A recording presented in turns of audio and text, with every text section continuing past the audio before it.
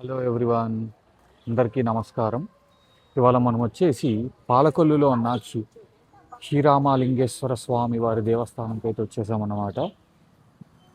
ఇది వచ్చేసి పంచరామాల క్షేత్రాల్లో ఒకటి. ఈ లింగాన్ని వచ్చేసి మనకి శ్రీరాములు వారు ప్రతిష్ఠించారనమాట.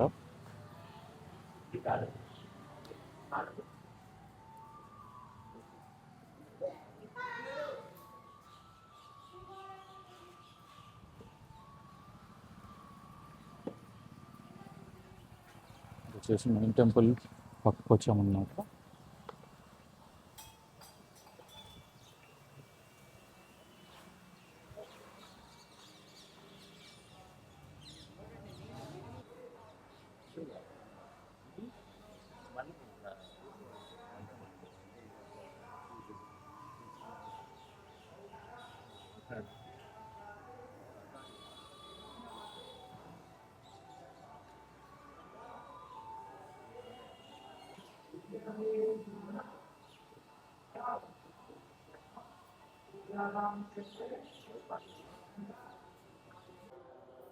మనం గుడి లోపల స్వామివారిని అయితే దర్శనం చేసుకున్నాము. ఇక్కడ గుడి లోపల చాలా అంటే చాలా ఉపాలయాలు ఉన్నాయి. విఘ్నేశ్వరుడిది కానీ, వీరభద్రుడిది కానీ, అమ్మవారిది కానీ, మరియు సుబ్రహ్మణ్య స్వామిది చాలా అంటే చాలా ఉపాలయాలు ఉన్నాయన్నమాట. స్వామివారిని అయితే లోపల వీడియో అయితే తీయనీరు, అందుకని నేను స్వామివారు ఎలా ఉన్నారు లోపల అనేది చెప్తానన్నమాట. లోపల మనకి ఎక్కడైనా శివలింగం చూస్తే చాలా స్మూత్గా నీట్గా అలా ఉంటుంది అన్నమాట లింగము. ఫస్ట్ టైము ఒక లింగాన్ని చెక్కినట్టు చూశానమాట. మనకి అది చాలా రఫ్గా చెక్కినట్టుగా అలా ఉందన్నమాట. అలాగే మనకి ఆ లింగం వెనకాల ఉత్సవ విగ్రహాలను పెట్టారనమాట. మనం ఏ గుళ్ళో అయినా సరే ఉత్సవ విగ్రహాలని సపరేట్గా పెట్టడం చూస్తుంటాము, కానీ ఈ గుళ్ళో మాత్రం శివలింగం అయితే ఉంది, ఆ లింగం వెనకాల ఉత్సవ విగ్రహాలు అయితే ఉన్నాయి. అలాగే మీరు చూస్తున్నట్టు ఈ వీడియోలో చాలా స్వామివారి విగ్రహాలు కానీ, లేకపోతే ఇలా మనకి అష్టాదశ శక్తి పీఠాలు కానీ ఇట్లా చాలా అయితే పెట్టారు చుట్టూ గుడి పక్కనంతా. చాలా బాగుంది. మనకి ఏంటంటే మనకి ఏ గుళ్ళు ఎక్కడున్నాయి ఏంటి దేవుళ్ళు వాళ్ళ ఇలా శిలలు అన్నీ ఉన్నాయన్నమాట. సో పాలకొల్లు వస్తే మాత్రం కంపల్సరీగా మనం స్వామివారిని అయితే దర్శనం చేసుకోండి. ఈ గుడికి అయితే కంపల్సరీగా రండి.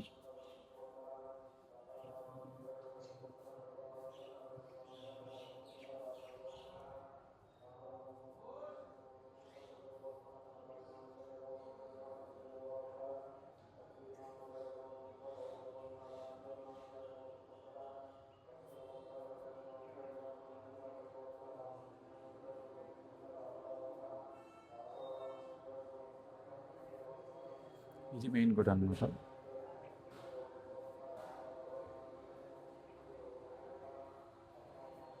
అదండి. ఓం నమో నారాయణ నమ శివాయ.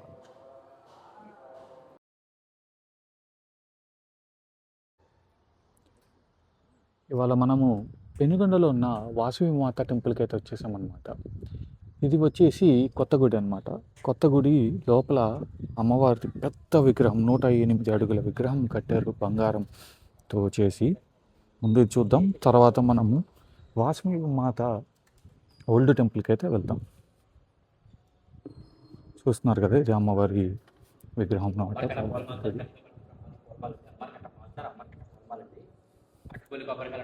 చూడండి ఎంత బాగుందో టెంపుల్.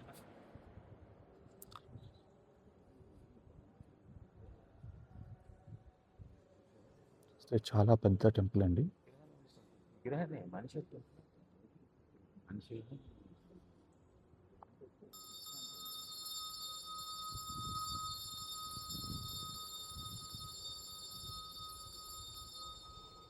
అమ్మవారి కింద ఒక విగ్రహం ఉంది, మరియు అమ్మవారి పాదాలు ఉన్నాయి అన్నమాట. ఇక్కడ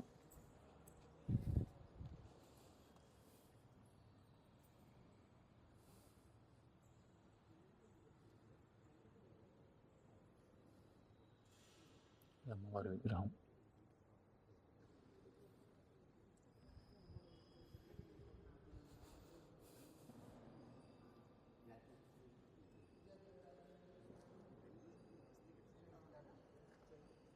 వచ్చేసి వాసవి మాత పంచాయతీ అనమాట. అక్కడ చూస్తే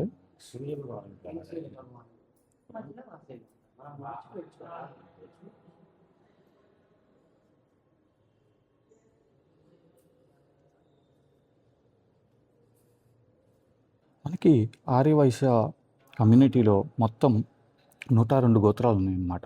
ఆ 102 గోత్రాలని కూడా మనకి కొత్తగూడలో అయితే ఇలాగా ప్రతి రూమ్స్ లాగా తయారు చేశారనమాట. ఇప్పుడు ఈ రూమ్ నెంబర్ 1లో 1 to 26 గోత్రాలు.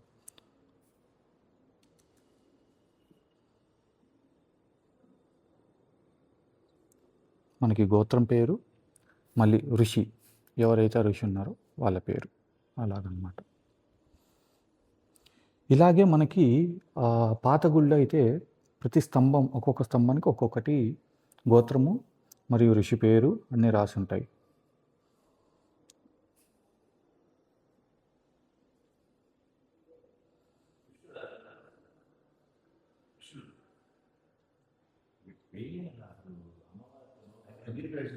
ఇలా మొత్తం 4 రూమ్స్ ఉన్నాయన్నమాట.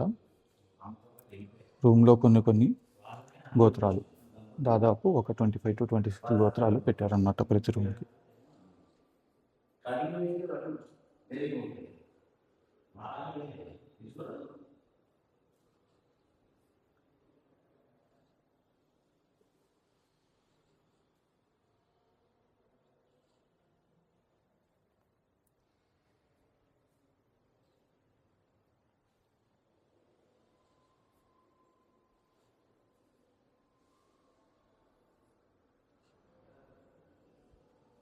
ఇది వచ్చేసి రూమ్ 2. ఇక్కడ కొన్ని గోత్రాలు ఉన్నాయన్నమాట.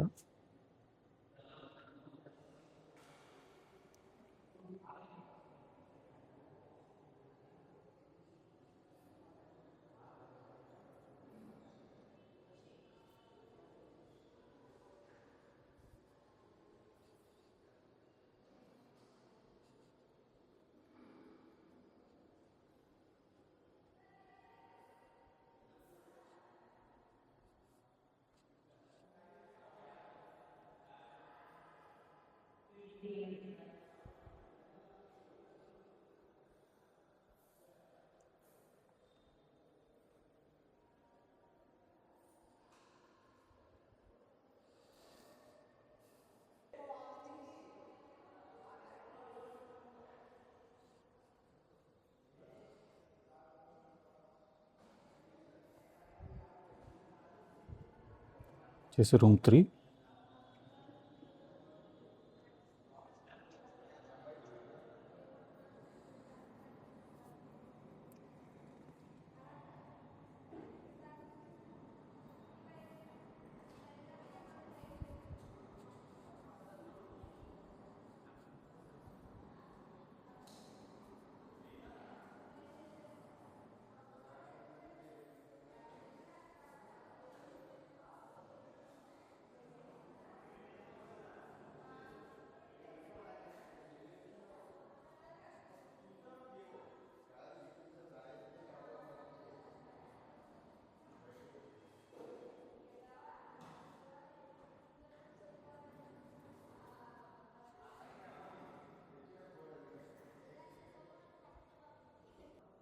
వచ్చేసి రూమ్ 4 అన్నమాట.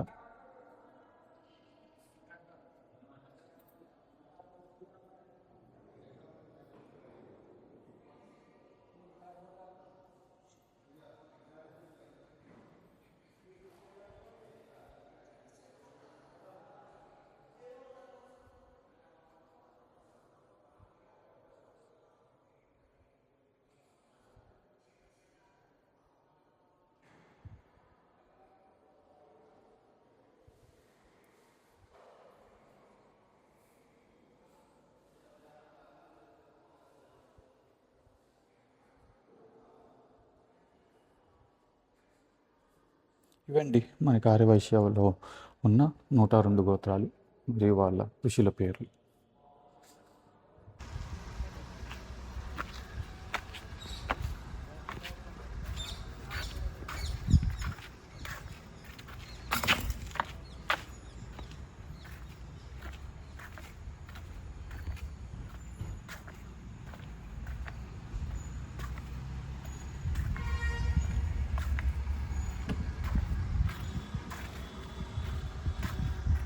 మనము వాసవి అమ్మవారి గుడికి అయితే వచ్చేసాము. ఇది పాత గుడి అంటారు, మెయిన్ గుడి ఇది అన్నమాట. ఇందాక మనం చూసింది వచ్చేసి కొత్త గుడి.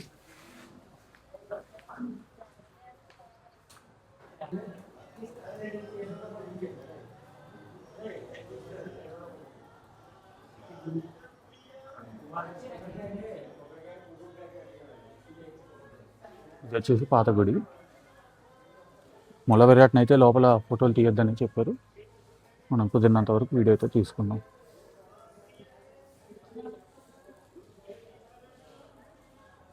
ఇది అయిపోయిన తర్వాత మనకి అటు సైడ్ ఉంటుందన్నమాట హోమగుండం. మనకి ఆ అమ్మవారు వాసవిమాత హోమగుండంలోకి సమర్పించుకున్నారు కదా, అది అక్కడ ఉంటుంది. మళ్ళీ ఆర్యవయసులు 102 మంది ఋషులు కూడా అదే హోమగుండంలో అమ్మవారితో పాటు అగ్నిహోత్రం అయితే అయ్యారన్నమాట. ఇది వచ్చేసి గుడి మనకి.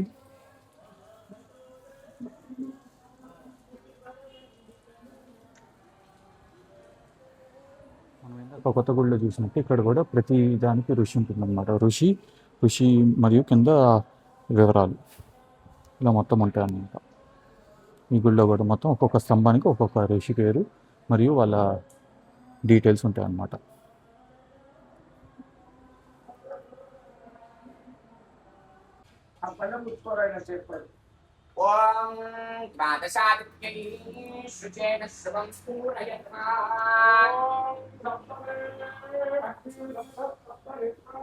మనము ఇందాక చూసిన వీడియోలో అక్కడ ఏదో హోమం అయితే జరుగుతుంది.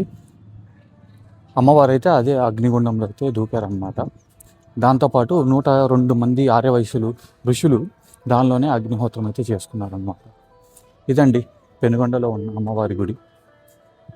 ఓం శ్రీ మాత్రే నమః.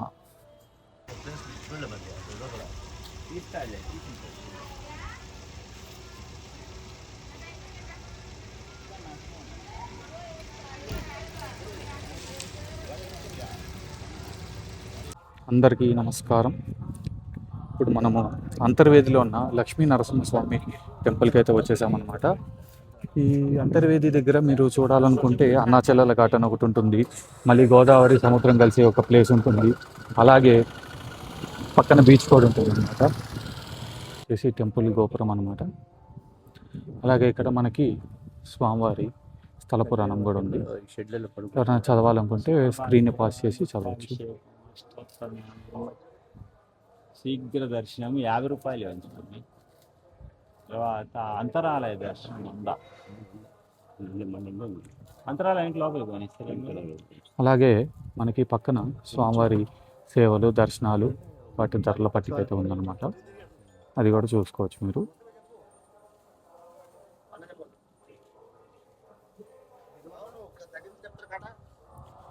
మనం గోపురం పక్కనే కాళ్ళు కడుక్కోవడానికి కూడా ఉంది.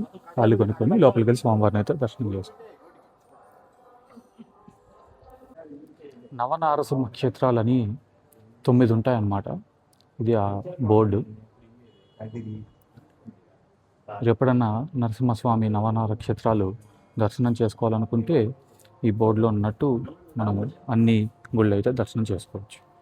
ఇటు గర్భగుడిలోకి దారి అనమాట. లోపలికి వీడియో అయితే ఫుటేజ్ అలా లేదు.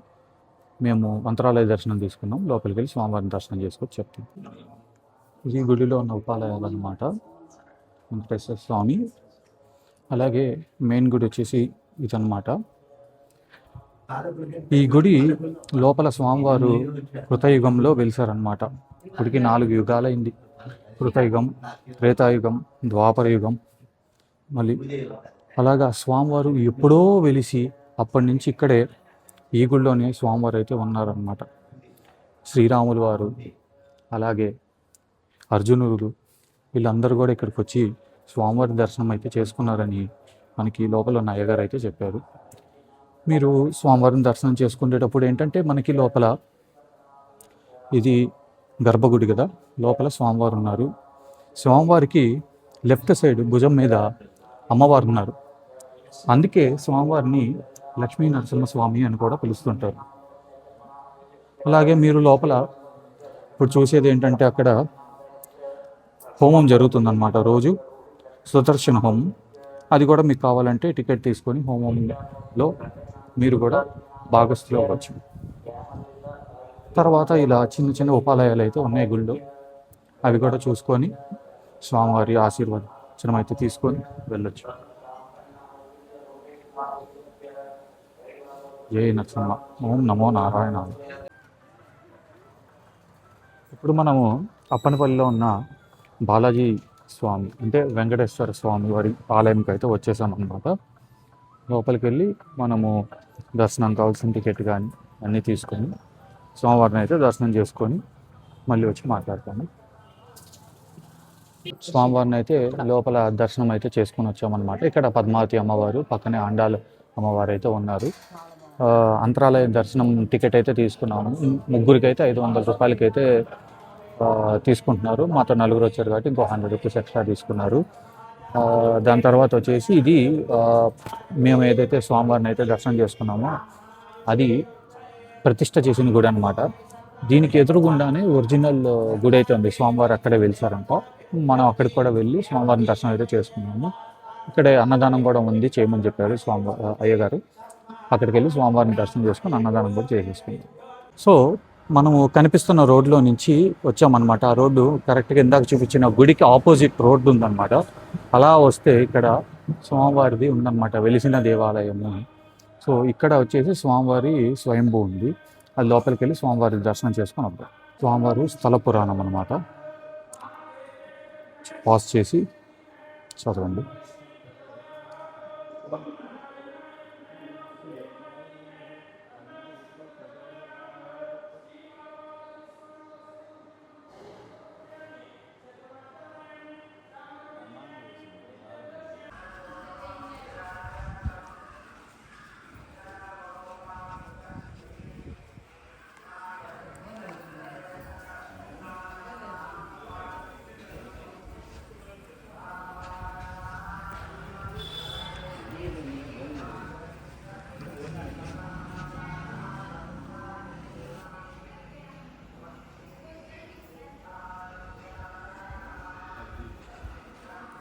ఇప్పుడు విఘ్నేశ్వర స్వామి దేవస్థానం అయినవిల్లి వచ్చామండి.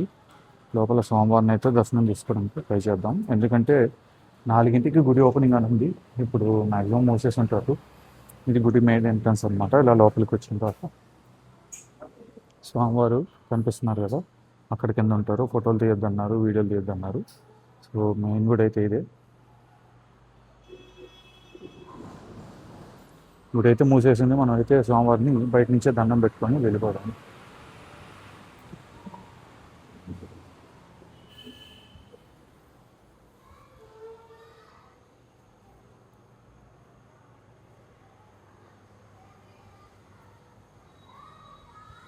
ఇక్కడైతే తులాభారాలు కూడా ఉన్నాయి.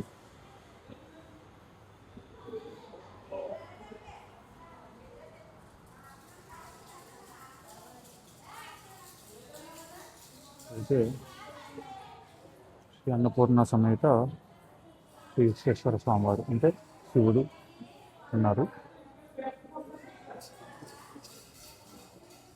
మళ్ళీ ఇక్కడికి వచ్చిన ఉపాలయం ఉంది.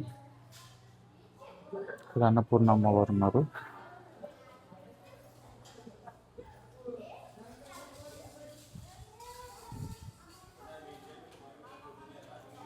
ఇక్కడ క్షీరపాత్ర శ్రీ కాలభైరవ స్వామివారు ఉన్నారు అన్నమాట. అదండి మైనవల్లిలో ఉన్న మన విఘ్నేశ్వర స్వామి వారి దేవాలయంలో ఏమేమి గుళ్ళు ఉన్నాయి ఏంటంటే. ఇప్పుడు మనము వాడపల్లిలో ఉన్న వెంకటేశ్వర స్వామి గుడికి అయితే వచ్చేసామన్నమాట. ఇక్కడ చూస్తుంటే ఫోన్స్ అసలు నాటాలో టెంపుల్కి లోపలికి నాటాలో అంటున్నారు. బయట పెట్టాల్సి వస్తుంది. బట్ కుదిరినంత వరకు నేను ఫుటేజ్ అయితే రికార్డ్ చేసి చూపిస్తాను.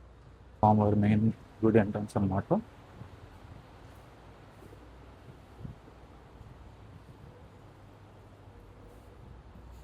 మేమైతే కొంచెం ఎర్లీగా వచ్చామన్నమాట. ఈవినింగ్ 4కి అయితే గుడి రీఓపెన్ చేస్తారు.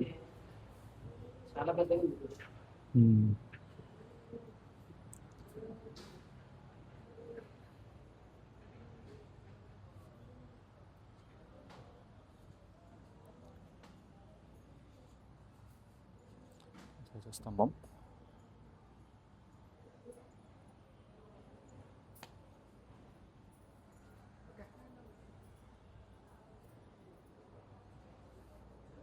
గుడి మాత్రం చాలా అంటే చాలా పెద్దగా ఉంది.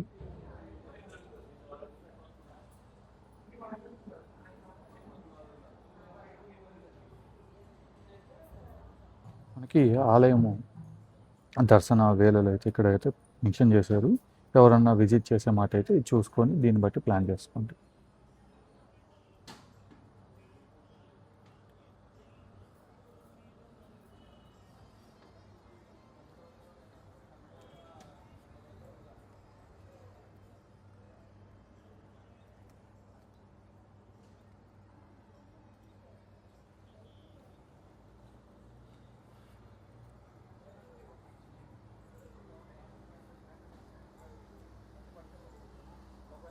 అయితే అన్నపూర్ణ సమేత స్వామివారు అయితే ఉన్నారు అన్నమాట.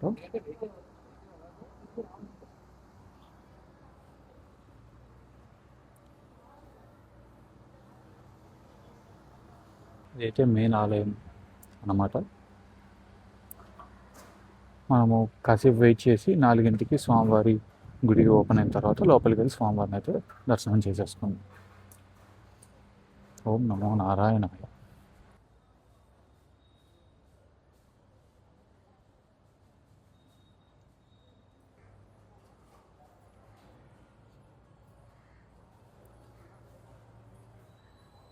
చాలా అంటే చాలా బాగుందండి ఐడియా.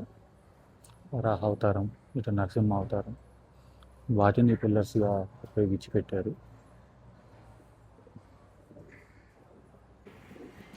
స్వామివారి దర్శనం అయితే జరిగిందనమాట మనకి. మేము ఫస్ట్ ఫ్రీ దర్శనం చేసుకొని వచ్చాము. తర్వాత ఇక్కడ చూస్తే 200 రూపీస్ దర్శనం మరియు 50 రూపీస్ ఉందన్నమాట. 50 రూపీస్ అయితే మొదటి గడప నుంచి పంపించేస్తున్నారు. 200 రూపీస్ అయితే అంతరాలయం దర్శనం కూడా జరుగుతుందన్నమాట. మనము లోపలికి వెళ్ళి స్వామివారి అయ్యగారిని అడిగామన్నమాట. స్వామి స్థలపురం ఏమైనా చెప్తారా అది అంటే ఒక 2 ముక్కల్లో చెప్పారు. స్వామివారు గోదావరి నదిలో కొట్టుకొచ్చారనమాట స్వామివారి విగ్రహము. అది ఒక చెక్క పెట్టెలో ఉంది. అది ఎక్కడో ఉంది. చాలామంది ఎంత వెతికినా కనపడలేదు. తర్వాత స్వామివారు ఒకళ్ళకి కల్లో వచ్చారంట. ఇట్లా ఈ ప్లేస్లో అక్కడ తవ్వండి, నా విగ్రహం దొరుకుతుంది అది ఇదని. అక్కడికి వచ్చి తవ్విన తర్వాత స్వామివారి విగ్రహం అయితే దొరికిందంట. తీసుకొచ్చి ఇక్కడ గుళ్ళో ప్రతిష్ఠించారు. వెనకాల చూస్తాం కదా, ఈ గుళ్ళో అయితే ప్రతిష్ఠించారనమాట. తర్వాత నుంచి దగ్గర దగ్గర 500 సంవత్సరాల నుంచి ఈ గుడి అలా అభివృద్ధి చెందుతూ ఉంది. లోపల మనం చూసుకుంటే ఒకళ్ళు 250 ఎకరాలు అయితే స్వామివారికి ఇచ్చేశారనమాట, డొనేట్ చేశారనమాట. అలాగా ఈ గుడి అప్పటి నుంచి అభివృద్ధి చెందుతూ ఉంది. ఇక్కడ ఇంకోటి కూడా చూస్తే మనం ఎక్కడ చూసినా కానీ బ్యానర్స్ 7 వారములు వెంకన్న దర్శనం, 7 జన్మల పుణ్యఫలం. ఇక్కడ స్వామివారికి చాలామంది మొక్కొని ఇట్లా 7 వారాలు అయితే గుడికి వస్తారు. శనివారం వచ్చి ఒక్కొక్క శనివారం వచ్చినప్పుడల్లా 7 ప్రదక్షిణాలు అయితే చేస్తారు. అలా చేస్తే కోరుకున్న కోరిక అయితే తీరుతుందని చాలామంది నమ్మకం అన్నమాట. అది ఈ గుడి వాడపల్లిలో ఉన్న శ్రీ వెంకటేశ్వర స్వామి గుడి మహత్యం. ఓం నమో నారాయణాయ. ఇంకొక విషయం అయితే నేను చెప్పడం మర్చిపోయాను ఇందాక. స్వామివారి విగ్రహం మొత్తం వచ్చేసి ఎర్రచందనంతో చేసిన విగ్రహం అన్నమాట. మరియు స్వామివారు చాలా అంటే చాలా అందంగా ఉన్నారు. స్వామివారి మెడలో ఎమరాల్డ్ అంటే పచ్చతో ఒక పెద్ద హారం కూడా ఉంది. గుడి అయితే చాలా అంటే చాలా బాగుంది. మీరు తప్పక విజిట్ చేయాలి వాడపల్లి ఏరియా వచ్చినప్పుడు కానీ చుట్టుపక్కల వచ్చినప్పుడు. ఓం నమో నారాయణ. అందరికీ నమస్కారం. ఇప్పుడు మనం వచ్చేసి ర్యాలీ అనే ఊర్లో జగన్మోహిని దేవి అమ్మవారు మరి పురుష రూపంలో ఉన్నది మరియు స్త్రీ రూపంలో ఉన్న గుడికైతే వచ్చేసామన్నమాట. మనము లోపల స్వామివారిని అయితే దర్శనం చేసుకొని వచ్చామన్నమాట. ఈ గుడి యొక్క ప్రత్యేకత వచ్చేసి తెలుసుకోవాలంటే మీకు ముందుగా అసలు జగన్మోహిని అవతారం ఏంటి, అసలు అవతారం స్వామివారు ఎందుకు ఎత్తాల్సి వచ్చింది, దాని గురించి ఒక చిన్న స్టోరీ అయితే చెప్తాను. మనకందరికీ భస్మాసురుడు స్టోరీ ఐడియా ఉండుంటుంది. భస్మాసురుడు అనేవాడు శివుడికి చాలా భక్తుడు అనమాట. స్వామివారిని బాగా జపం చేసి చేసి చేసి శివుడి అనుగ్రహం పొంది వరం పొందాడనమాట. ఆ వరం ఏంటంటే భస్మాసురుడు ఎవరి తల మీద అయితే చేపెడతారో వాళ్ళు భస్మం అయిపోతారనమాట. అలాగా స్వామివారు శివుడు భస్మాసురుడికి ఆ వరం అయితే ఇచ్చారు. దీన్ని భస్మాసురుడు ఏమన్నాడంటే దీన్ని టెస్ట్ చేయడానికి శివుడి మీదే చేపెట్టబోయాడు అనమాట. అందుకని చెప్పి శివుడు తప్పించుకొని తిరుగుతూ ఉంటారు. అప్పుడు విష్ణుమూర్తి దగ్గరికి వెళ్ళి స్వామి ఇలా జరిగింది స్వామి, ఇది నేను వరం ఇచ్చాను అది ఇది అని చెప్తారనమాట.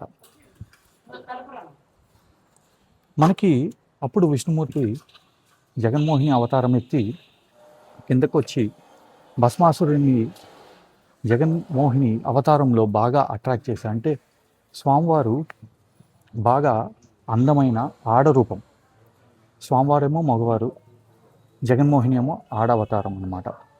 సో అలాగా స్వామివారు జగన్మోహిని అవతారం ఎత్తిన తర్వాత భస్మాసురుణ్ణి బాగా ఆకర్షించి భస్మాసురుడు జగన్మోహిని మీద కన్ను వేసి పాపం అనుభవించాలనుకున్నప్పుడు ఏంటంటే స్వామివారు నన్ను నాట్యంలో ఓడించు, అప్పుడే నేను నీకు లొంగుతాను అంటారు. అప్పుడు జగన్మోహిని ఏం చేసిందంటే బాగా నాట్యం చేసి చేసి చేసి లాస్ట్కి ఒక భంగిమ, అంటే స్వామివారు తన చేతిని తన తల మీద పెట్టుకున్నారనమాట. అప్పుడు భస్మాసురుడు కూడా అదే నాట్యం చేస్తూ తల మీద పెట్టుకొని భస్మాసురుడు అంతరిస్తారనమాట, అంటే చనిపోతారు. ఇది భస్మాసురుడి జగన్మోహిని కథ. దీనిలో మనకి ఇక్కడ స్వామివారి గుడి ఉందన్నమాట, జగన్మోహిని అవతార గుడి. ఇక్కడ వచ్చేసి మనము లోపలికి వెళ్తే గర్భాలయంలో స్వామివారు పురుష రూపంలో ఉంటారు. శంకు చక్ర నామాలు, శ్రీదేవి భూదేవి, ఇది ఒక స్వయంభూ అనమాట, ఒకటే సింగిల్ స్టోన్తో చేసిన విగ్రహం అనమాట. అలాగే స్వామివారి పాదాల కింద ఎప్పుడూ తడి అనేది వస్తూనే ఉంటుంది. అది ఎలా వస్తుంది, ఎందుకు వస్తుంది అనేది మాత్రం తెలియదు. సేమ్ ఇదే స్వామివారికి వెనక పక్కకి వెళ్తే మనకి ఇక్కడ అయ్యగారు కూడా చూపిస్తారనమాట, ఒక దీపం వెలిగించి చూపిస్తారనమాట. స్వామివారు వెనకాల మోహిని రూపంలో ఉన్న అవతారాన్ని కూడా చూపిస్తారు. కాలు మీద ఒక పుట్టుమచ్చ ఉంటుంది, అన్నీ అయితే చూపిస్తారనమాట. ఇదే ఆ గుడి. మీరు ర్యాలీ అనే ఊర్లో ఈ గుడి అయితే ఉందన్నమాట. మీరు ఈ చుట్టుపక్కల ఎక్కడున్నా కానీ తప్పక దర్శించుకోవాల్సిన గుడి. ఓం నమో నారాయణాయ. ఇది వచ్చేసి స్థల పురాణం అనమాట. ఎవరికైనా కావాలంటే వీడియో పాజ్ చేసి చూసుకోవచ్చు. మనకి దశావతారాలు అనమాట. శ్రీ మహావిష్ణువు, తర్వాత వచ్చేసి మత్స్యావతారం, కూర్మ అవతారం, వరాహస్వామి అవతారం, నరసింహ అవతారం, వామన అవతారం, పరశురాముడి అవతారం, రాముడి అవతారం, బలరాముడు, బుద్ధ అవతారం మరియు కలికి అవతారం.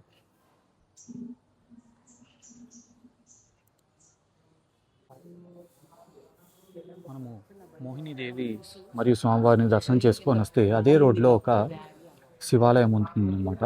మనకి స్వామివారి మీద ఎంత అభిషేకం చేసినా కానీ బయటికైతే నీళ్లు రావన్నమాట.